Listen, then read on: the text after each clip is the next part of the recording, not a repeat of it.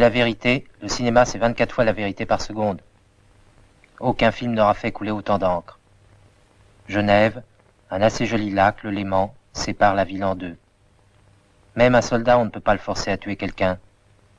Le petit soldat, c'est comme à bout de souffle, un événement cinématographique. Ce qui est important, ce n'est pas la façon dont les autres vous regardent, c'est la façon dont on voit son propre visage. Il n'y a aucun doute, la force est supérieure à l'intelligence. Ce n'étaient plus les lumières de Genève, mais déjà celles de Rio de Janeiro. Jean-Luc Godard entreprit son second long métrage avec Le Petit Soldat. Quand on photographie un visage, on photographie l'âme qui est derrière. Anna Karina, née à Copenhague, tourna son premier film à 17 ans. Ce film relate l'histoire en secret. La torture, c'est monotone et triste.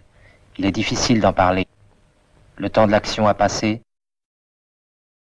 Celui de la réflexion marque les débuts à l'écran de Michel Subor.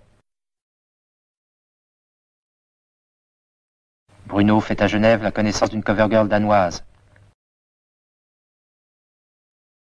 Il ne faut pas donner le bras aux hommes quand on ne veut rien faire avec eux. Banquier, vendeur de voitures.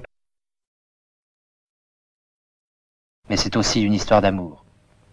Jean-Luc Godard a prouvé à quel point il aimait se jouer de la difficulté. Lors de la lutte à laquelle se livrent deux réseaux dans le cadre d'un état neutre. L'éthique, c'est l'esthétique de l'avenir.